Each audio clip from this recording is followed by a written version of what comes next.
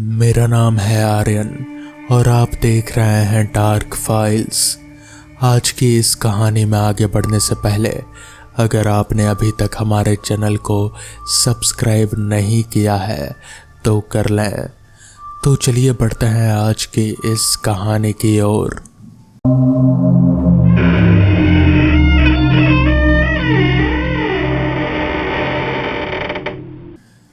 गांव के उस कोने में जहां बरगद के पेड़ की छांव सबसे ज्यादा घनी पड़ते थे, वहीं रामू की चाय की दुकान थे। शाम का वक्त था, सूरज ढलने को था और आसमान में एक अजीब सी सुर्खी फैली हुई थी, मानो कुदरत खुद किसी बुरी खबर का इशारा दे रही हो। दिलीप और पवन दोनों दोस्त अपनी रोज की जगह पर बैठे चाय की चुस्कियां ले रहे थे। दिलीप और पवन का पेशा कोई आम पेशा नहीं था। दोनों चोर थे, मगर आम चोरों जैसे नहीं। ये दोनों सिर्फ उन घरों में हाथ आजमाते थे जो वीरान पड़े हों, जिनमें कोई रहता ना हो या फिर मालिक कहीं दूर चले गए हों। उनका उसूल था, किसी इंसान को सीधा नुकसान मत पहुंचाओ, बस खाली पड़े घरों का कीमती सामान समेट लो। यही उनकी रोजी रोटी थे और यही उनका गुनाह भी। पवन ने चाय की प्याली नीचे रखे और इधर उधर देखकर धीमी आवाज में कहा, दिलीप एक बात बताऊं? बोल, दिलीप ने बीड़ी सुलगाते हुए कहा। गांव के बाहर जो हरिनंद साहब की हवेली है ना, वो अब पूरी तरह खाली पड़ी है। दिलीप ने भौहें उठाई। हरिनंद साहब का नाम गांव में इज्जत से लिया जाता था। बड़े जमींदार थे। कभी उनकी हवेली की रौनक दूर दूर तक मशहूर थे, मगर कुछ महीने पहले उनका इंतकाल हो गया था और उनके बाद से उनका बेटा अपने पूरे कुनबे के साथ शहर शिफ्ट हो गया था। मुझे पता है वो चल बसे, दिलीप ने कहा, पर हवेली खाली कैसे हो गई इतनी जल्दी? बेटे को गांव में दिलचस्पी नहीं, धीरे धीरे सारा सामान ट्रक में भरवाकर शहर भिजवा रहे हैं, मगर अभी भी बहुत कुछ पड़ा है वहाँ। पुरानी पेंटिंग्स, बर्तन, शायद जेवर भी हों, और सबसे अच्छी बात, पवन की आवाज और धीमी हो गई, वहां कोई पहरेदार नहीं है। पहले जो चौकीदार था वो भी नौकरी छोड़ चुका है। दिलीप के चेहरे पर एक हल्की सी मुस्कान तैर गई। उसकी आंखों में वही चमक आ गई जो किसी नए आसान शिकार को देख कर आती है। तो फिर देर किस बात की है? अमावस्या की रात चुनते हैं, पवन ने कहा। चांद नहीं होगा, रोशनी नहीं होगी। वैसे भी हवेली गांव के बाहर है, कोई देखने वाला नहीं, पर फिर भी एहतियात बरतनी चाहिए। दिलीप ने सहमति में सिर हिलाया। दोनों दोस्तों ने उसी वक्त तय कर लिया, अगली अमावस्या की रात हरिनंद साहब की हवेली उनका अगला निशाना होगी। 4 दिन बाद अमावस्या की रात आई। आसमान में तारे भी मानो डर कर दुबके हुए थे। इक्का दुक्का टिमटिमाहट के सिवा कोई रोशनी नहीं थे। दिलीप और पवन दोनों अपने अपने टॉर्च लेकर काले कपड़े पहनकर गांव से निकल पड़े। गांव की आखिरी झोपड़ी पार करते ही सन्नाटा और गहरा हो गया। दूर कहीं कुत्तों के भौंकने की आवाज आ रही थी, बाकी बस हवा की सरसराहट और उनके अपने कदमों की आहट। रास्ता कच्चा था, कहीं कहीं झाड़ियाँ इतनी घनी थे कि रास्ता ढूंढना मुश्किल हो जाता। करीब आधे घंटे बाद दोनों उस हवेली के सामने खड़े थे। हवेली सच में विशाल थी। पुराने ज़माने की बनावट, बड़े बड़े मेहरबदार दरवाजे और दीवारों पर सदियों की धूल जमी हुई। चांदनी ना होने की वजह से हवेली की सिलहट किसी विशाल काय साए जैसी दिख रही थी, मानो कोई पुराना दानव अंधेरे में दुबका बैठा हो। अजीब सी खामोशी है, पवन ने धीरे से कहा। रात का यही तो फायदा है, दिलीप ने जवाब दिया। हालांकि उसकी आवाज में भी एक हल्की सी बेचैनी झलक रहे थे, जिसे उसने खुद नजरअंदाज कर दिया। मुख्य दरवाजे पर एक बड़ा सा ताला लटका हुआ था। दिलीप ने अपनी जेब से तार निकाला और चंद मिनटों की मेहनत के बाद ताला खुल गया। दरवाज़ा भारी था। खोलते वक्त एक लंबी डरावनी चरचराहट हुई जो पूरे सन्नाटे में गूंज गई। दोनों एक पल के लिए ठिठ गए, फिर एक दूसरे को देखकर अंदर दाखिल हो गए। अंदर का मंजर बाहर से भी ज्यादा अजीब था। पूरा अंधेरा, जैसे किसी ने रोशनी की हर एक किरण को वहां से बेदखल कर दिया हो। बिजली शायद काट दी गई थी या फिर मीटर ही उतार लिया गया था। दोनों ने अपने टॉर्च चला लिए। टॉर्च की रोशनी में हवेली का अंदरूनी हिस्सा किसी अजायब घर जैसा लग रहा था, मगर एक ऐसा अजायब घर जिसे बरसों से किसी ने साफ न किया हो। जालों से लदी छतें, धूल में डूबा फर्नीचर, दीवारों पर टंगी बड़ी बड़ी तस्वीरें जिनमें हरिनंदन साहब के पुरखों के चेहरे धुंधले पड़ चुके थे। ठीक है, पवन ने कहा, हम अलग अलग हो जाते हैं। मैं ऊपर का माला देखता हूँ, तू नीचे। जो भी कीमती मिले यहीं आकर मिलता है। दिलीप ने सहमति जताई और दोनों अलग अलग दिशाओं में बढ़ गए। दिलीप नीचे के कमरे की तलाशी लेने लगा। पहला कमरा एक ड्राइंग रूम था। पुराने सोफे, टूटी कुर्सियां और एक बड़ी सी घड़ी जो शायद बरसों से बंद पड़ी थी। दूसरा कमरा स्टोर रूम जैसा था जिसमें बर्तन और कुछ पुराने संदूक रखे थे। दिलीप ने संदूक खोले तो उसमें ज़्यादा कुछ काम का मिला नहीं, सिवाय कुछ पुराने कागजात और फटी हुई किताबों के। आगे बढ़ते हुए दिलीप एक कमरे में पहुंचा जिसकी दीवारों पर कुछ पेंटिंग्स टंगी थी। टॉर्च की रोशनी में वो पेंटिंग्स काफ़ी कीमती मालूम होती थी। पुराने अंदाज की, सोने के फ्रेम में जड़ी हुई। दिलीप की आंख में चमक आ गई। उसने अपना थैला निकाला और एक एक करके पेंटिंग्स उतारनी शुरू की। यही सब करते करते उसकी नज़र अचानक कमरे की खिड़की की तरफ गई। खिड़की के शीशे टूटे हुए थे और उसमें से बाहर का बगीचा साफ दिख रहा था। और वहीं बगीचे के बीचों बीच एक झूले पर एक बच्चा बैठा था। दिलीप का दिल एक पल के लिए मानो रुक ही गया। रात के इस पहर इस वीरान हवेली में कोई बच्चा भला कैसे हो सकता था। उसने गौर से देखा। बच्चा शायद 7-8 साल का था। सफ़ेद कपड़े पहने हुए और झूला खुद ब खुद आगे पीछे हिल रहा था, जैसे कोई अदृश्य हाथ उसे धकेल रहा हो।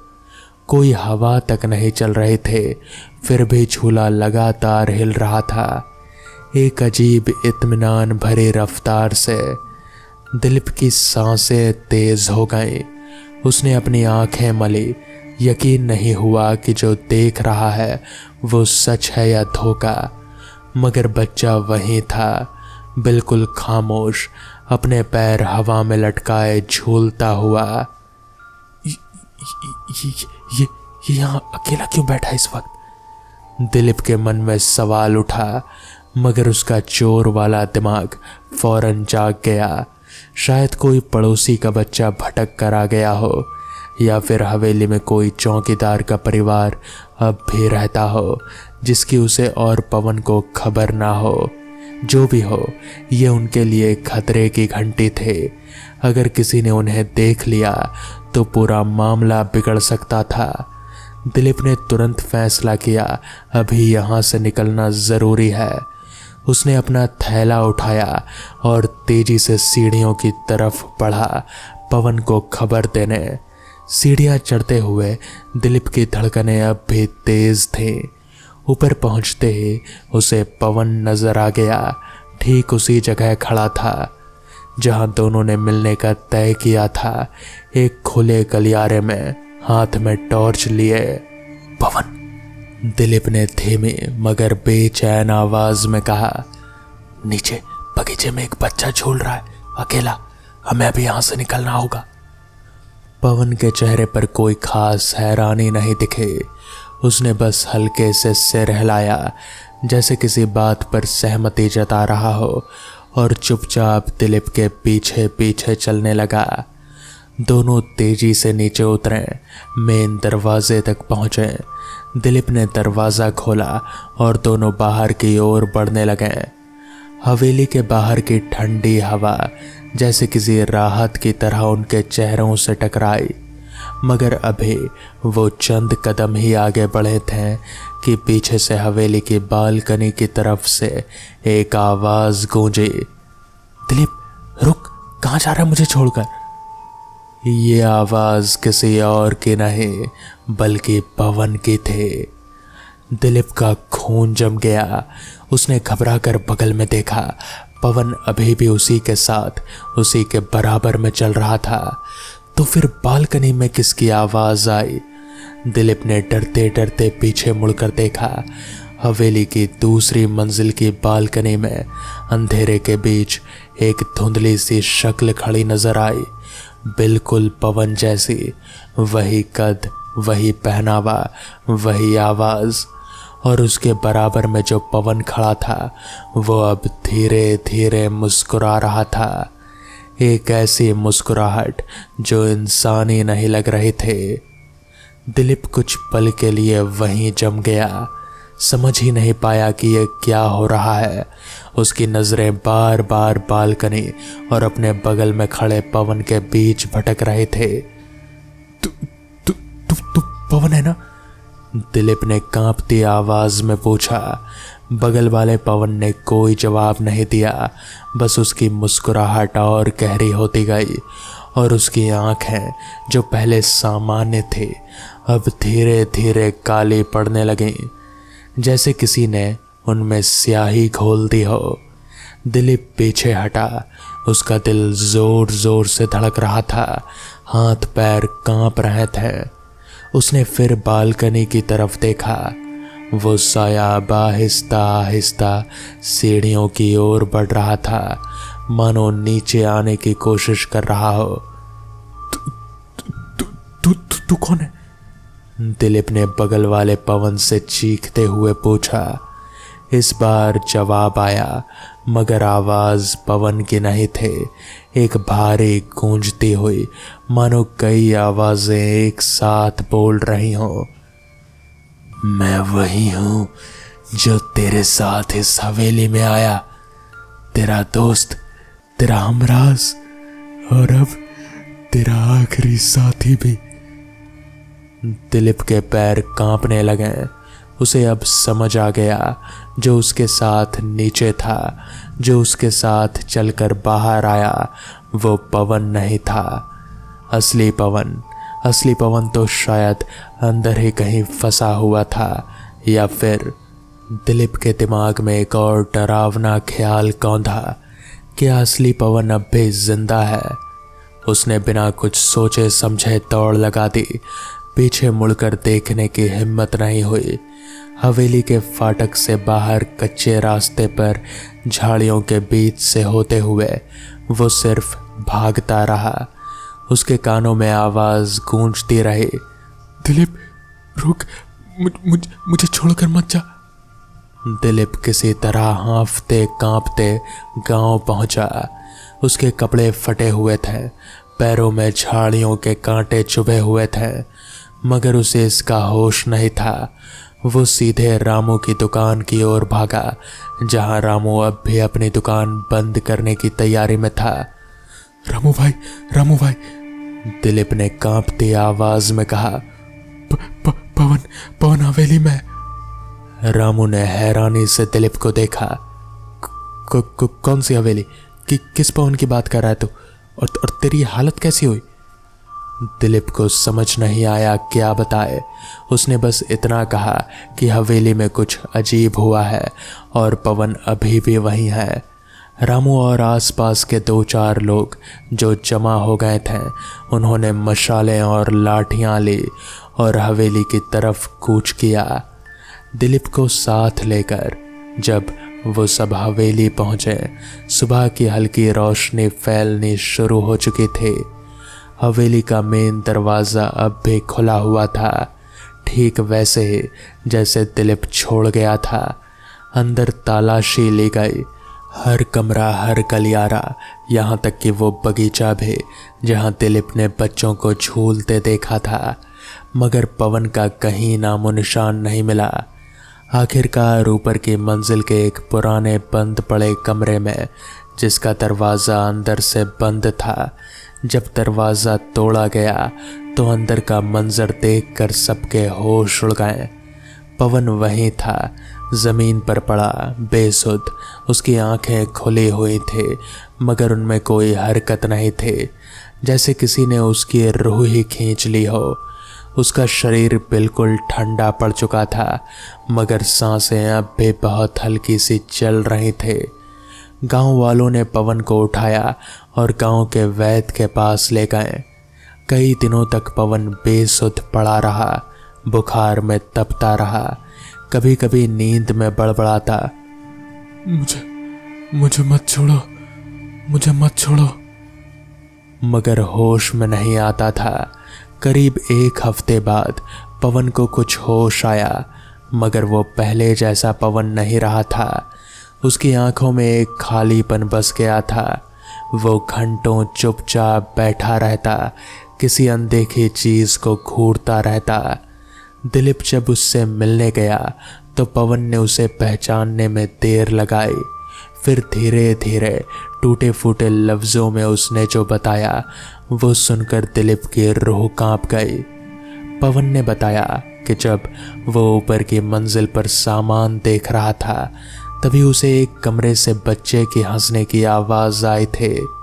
उसने सोचा शायद कोई भूला भटका बच्चा है, तो देखने चला गया।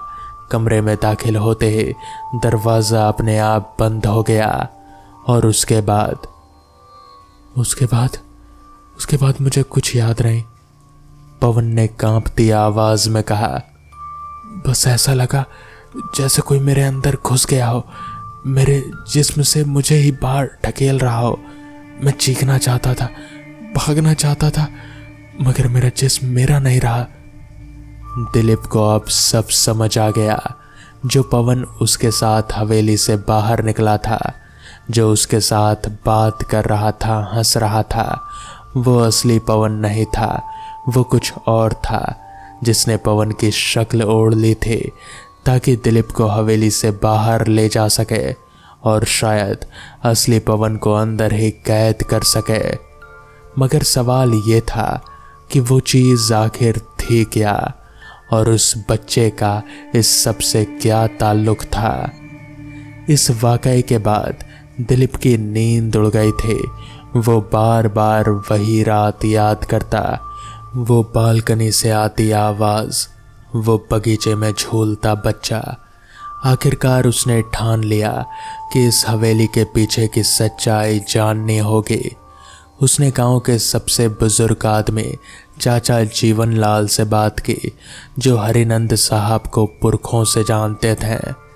चाचा जीवन लाल ने लंबी सांस ली और बताना शुरू किया, बेटा, यह हवेली 100 साल से भी ज़्यादा पुरानी है। हरिनंद साहब के दादा ठाकुर बलवंत सिंह ने इसे बनवाया था। उस ज़माने में ठाकुर साहब का बड़ा रोब था, मगर उनका मिजाज बहुत सख्त था। उनका एक बेटा था, बहुत छोटी उम्र में, कहते हैं वो बच्चा बहुत जिद्दी था और एक दिन बगीचे में खेलते खेलते कुएं में गिर गया। नौकर जाकर उसे बचा नहीं पाए। ठाकुर साहब को जब खबर मिली तो वो इतने गुस्से में आए कि उन्होंने उस वक्त के चौकीदार को, जिसकी लापरवाही से बच्चा कुएं तक पहुंचा था, हवेली के उसी कमरे में बंद करवा दिया जहां आज तक कोई कदम नहीं रखता। कहते हैं वो चौकीदार भूख प्यास से वहीं तड़प तड़प कर मर गया और मरते वक्त उसने बद्दुआ दी कि यह हवेली कभी चैन से नहीं रहेगी।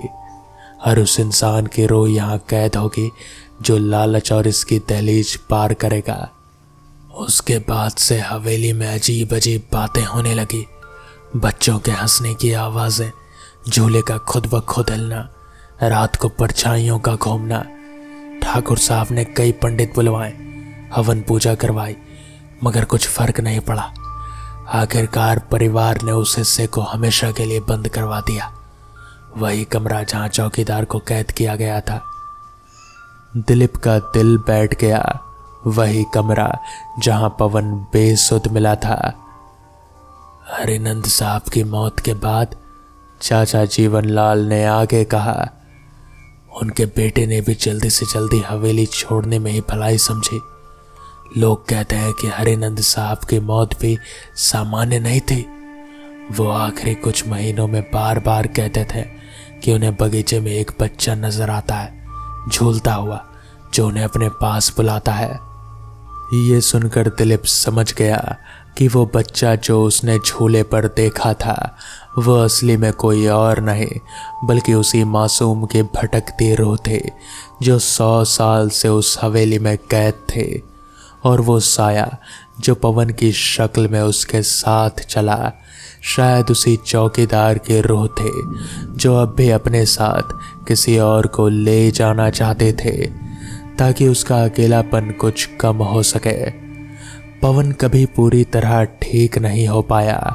वो अब भी कभी कभी अचानक चौंक जाता, खालीपन में देखने लगता और बुदबुदाता, मुझे छोड़कर मत जा, मुझे छोड़कर मत जा। दिलीप ने चोरी का काम हमेशा के लिए छोड़ दिया। उसे एहसास हो गया कि हर बंद दरवाजे के पीछे सिर्फ खजाना नहीं होता, कभी कभी कोई पुराना दर्द, कोई अधूरी कहानी भी कैद होती है जिसे छेड़ना बहुत महंगा पड़ सकता है। गांव वालों ने उसके बाद हवेली के इर्द गिर्द जाना बिल्कुल ही बंद कर दिया।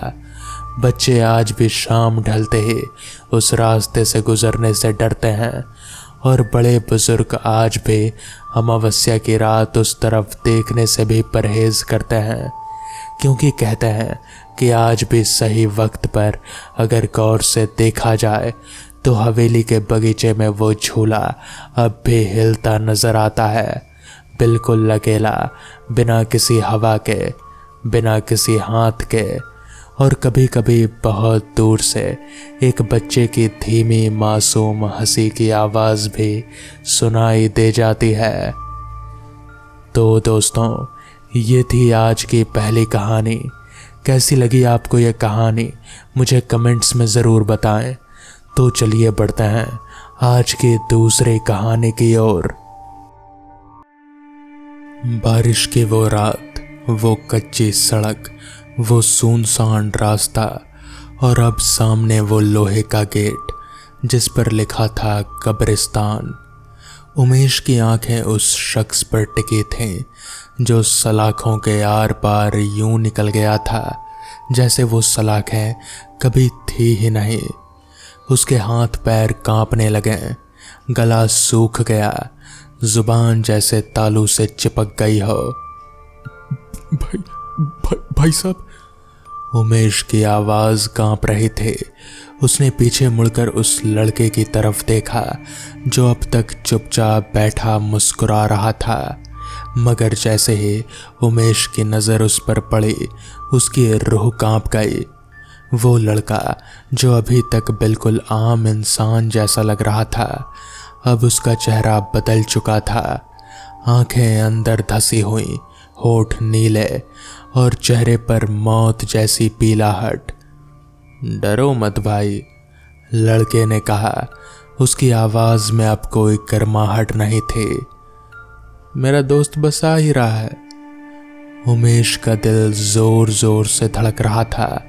उसने बरसों ऑटो चलाए थे, रात बेरात की सवारियां ढोई थे, मगर आज तक ऐसा कुछ कभी नहीं देखा था।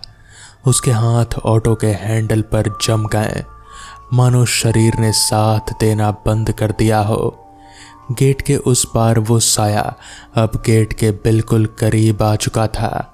कद में लंबा, बदन पर मैली सी कफन जैसी चादर और चेहरा तो उमेश ठीक से देख भी नहीं पाया। बस इतना याद रहा कि उसकी आंखें नहीं थे, बस 2 गहरे काले गड्ढे थे। तभी उमेश के अंदर से जैसे कोई आवाज आई, भाग जा उमेश, भाग जा। उसने बिना कुछ सोचे समझे ऑटो में किक मारी। इंजन ने पहली बार में जवाब नहीं दिया, दूसरी बार में भी नहीं, तीसरी बार में जाकर ऑटो स्टार्ट हुई और उमेश ने पूरी ताकत से एक्सीलरेटर घुमा दिया। अरे भाई साहब, कहाँ जा रहे हो? मेरा दोस्त अभी। लड़के की आवाज़ अब इंसानी नहीं लग रही थे, वो एक अजीब सी गूंज बन चुकी थे, जैसे कोई कुएं के अंदर से बोल रहा हो। उमेश ने पीछे मुड़कर नहीं देखा।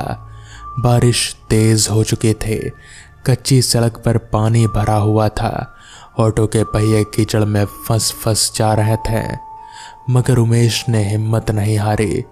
उसने बस एक ही चीज सोची, यहाँ से जितनी जल्दी निकल सको निकल जाओ। करीब आधा किलोमीटर आगे बढ़ने के बाद उमेश ने हिम्मत करके पीछे मुड़कर देखा।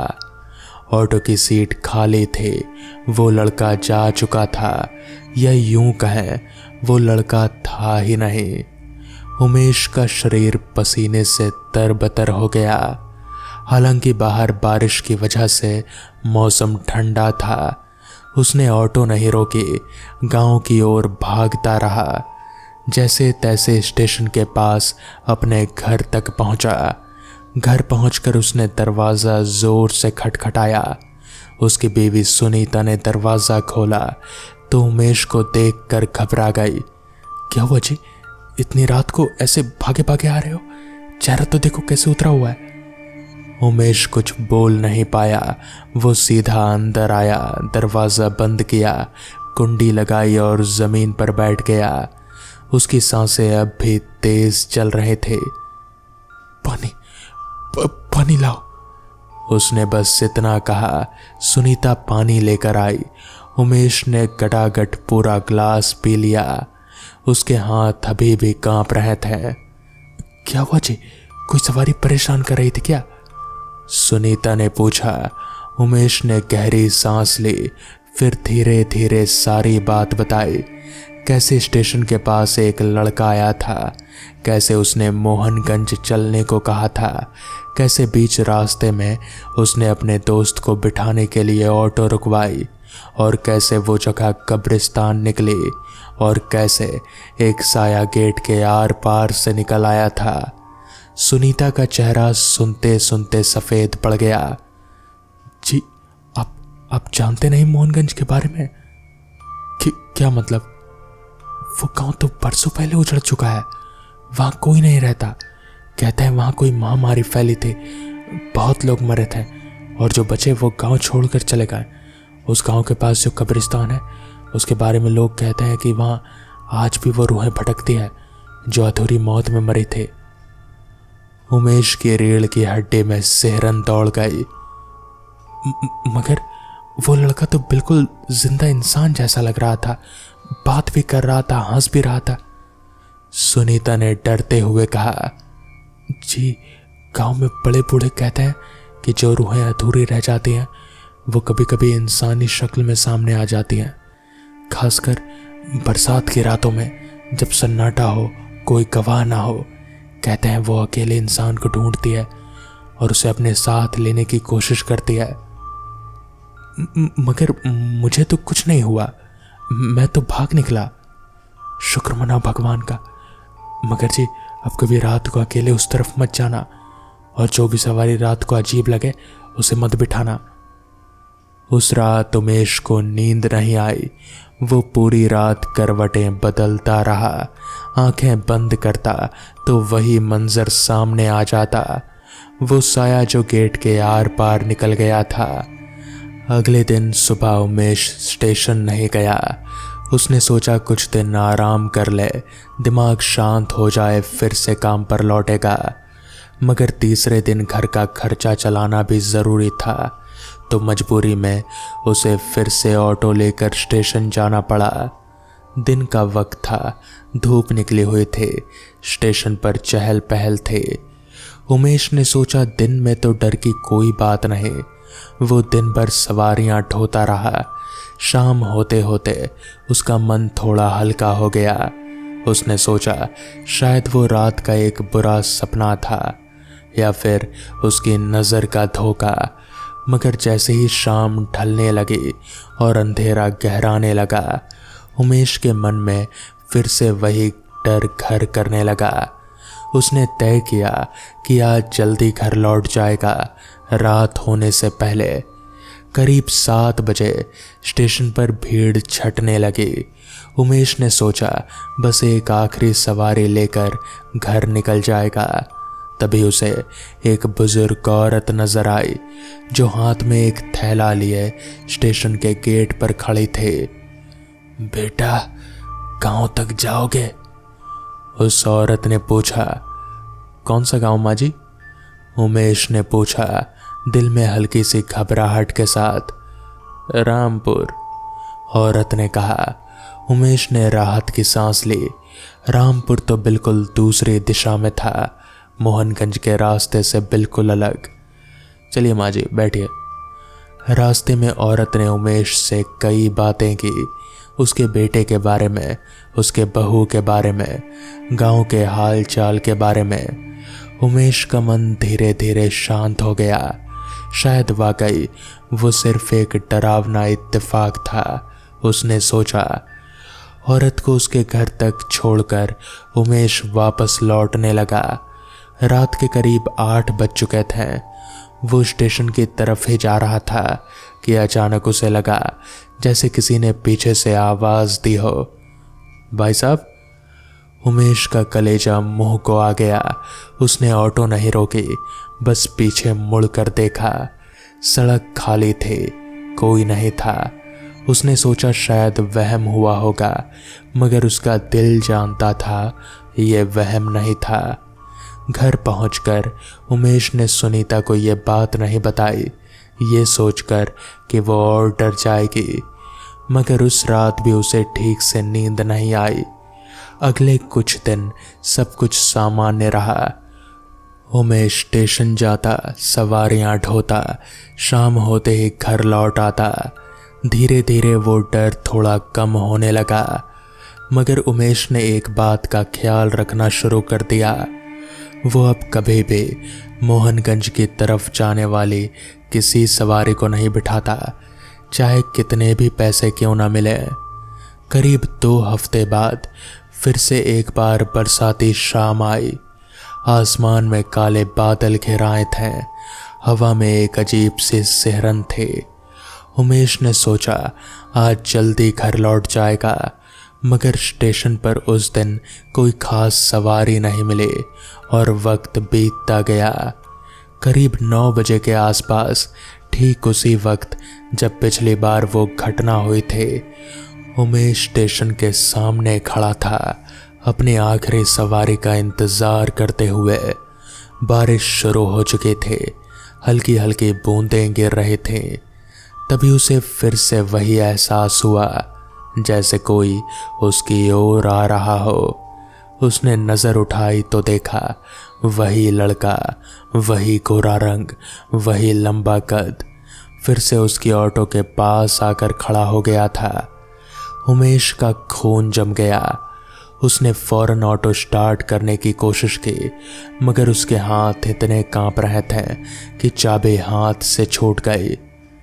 भाई साहब, पहचाना नहीं मुझे? लड़के ने मुस्कुराते हुए कहा। मैं वही हूँ जो पिछली बार मोहनगंज गया था आपके साथ। उमेश की जुबान से कोई आवाज नहीं निकली। वो बस डर के मारे लड़के को घूरता रहा। आप मुझे बीच रास्ते में छोड़कर भाग गए थे। लड़के की आवाज में अब एक अजीब सी सर्दी थी। मेरा दोस्त तो आ ही गया था, मगर आप उससे मिला बिना ही चले गए थे। वो बहुत नाराज है आपसे। उमेश ने हिम्मत जुटाकर कहा। तुम कौन हो? क्या चाहते हो मुझसे? लड़के का चेहरा अचानक बदलने लगा। जो चेहरा अभी तक सामान्य लग रहा था वो धीरे धीरे मुरझाने लगा, जैसे कोई फल सड़ रहा हो।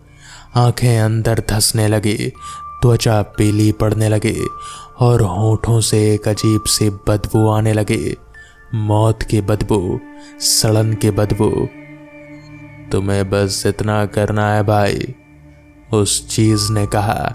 अब उसकी आवाज इंसानी नहीं रही थी। एक बार फिर मोहनगंज चलो, इस बार दोस्त से मिलकर ही जाना। उमेश ने अपनी पूरी ताकत लगाकर चीखने की कोशिश की, मगर उसके गले से आवाज ही नहीं निकल रही थी।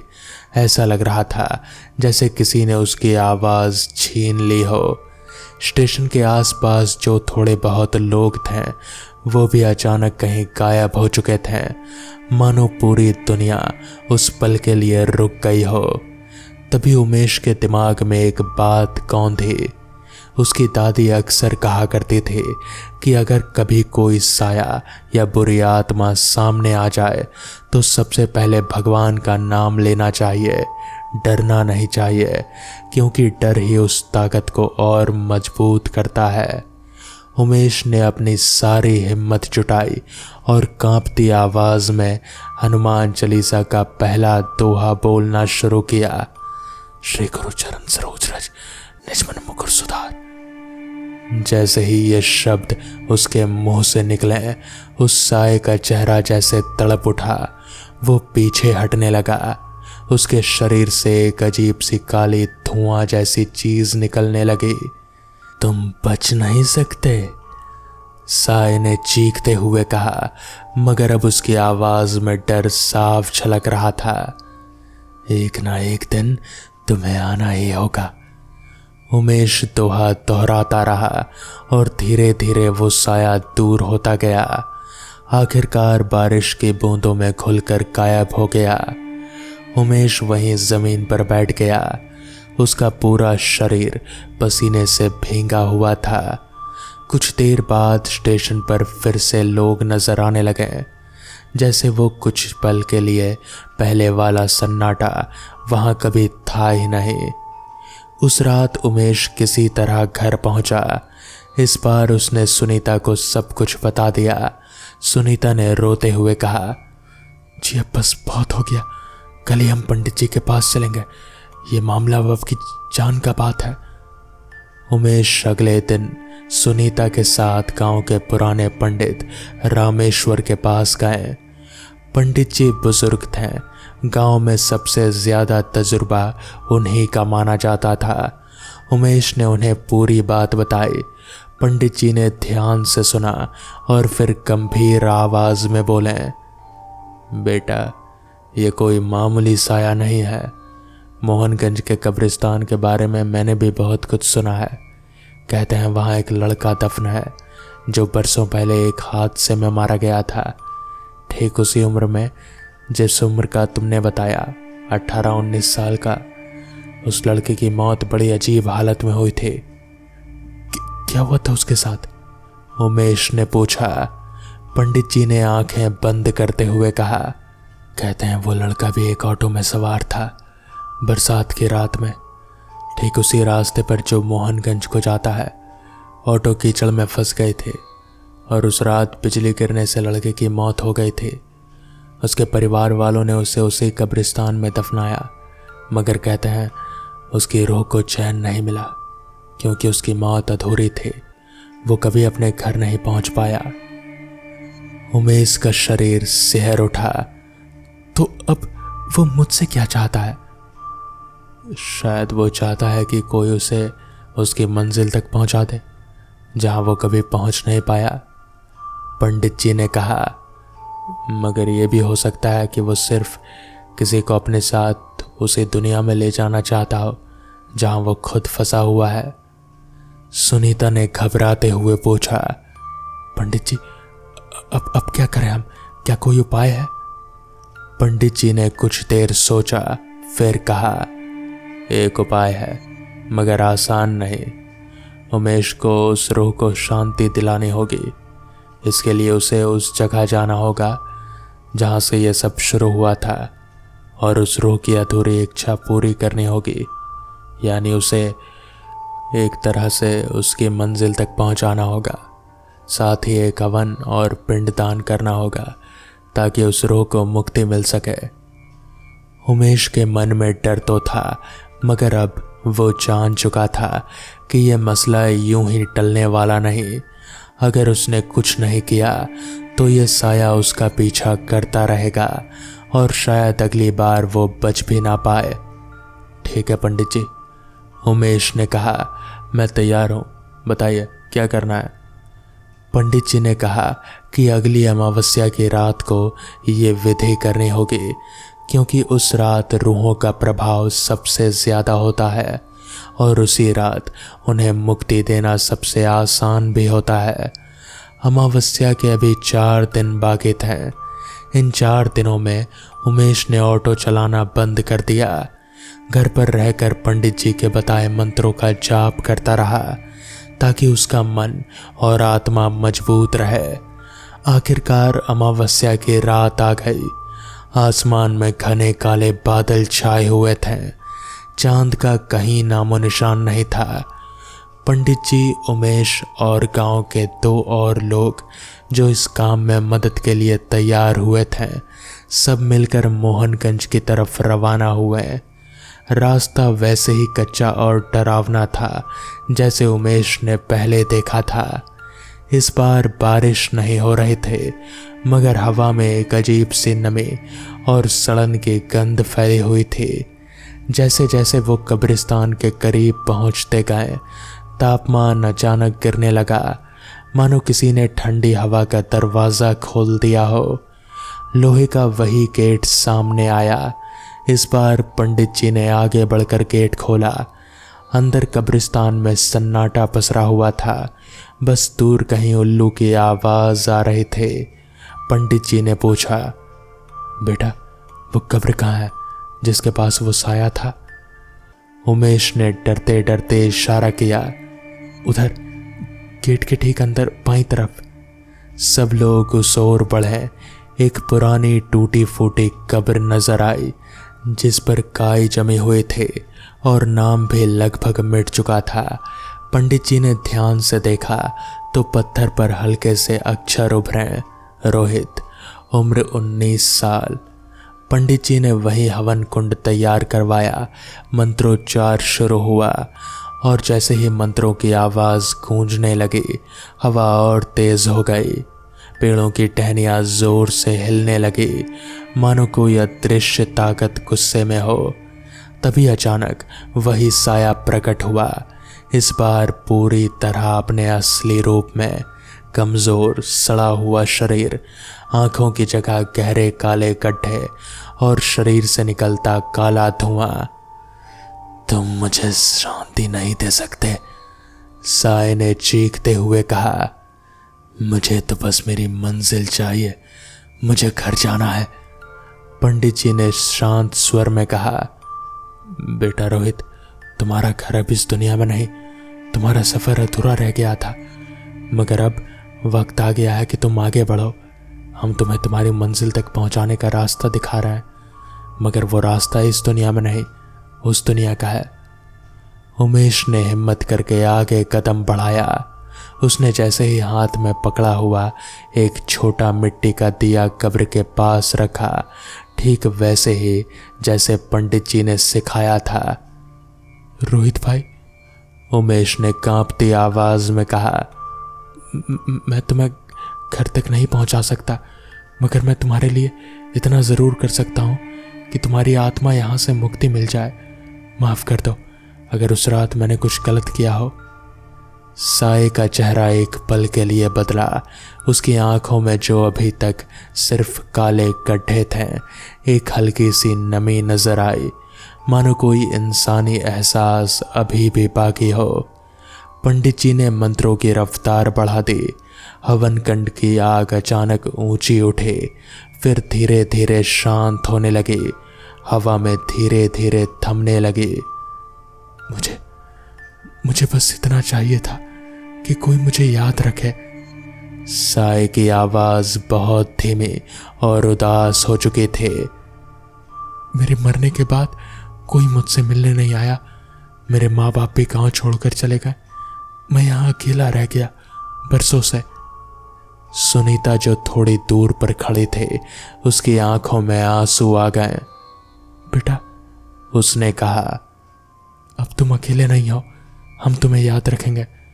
तुम अब जा सकते हो चैन से।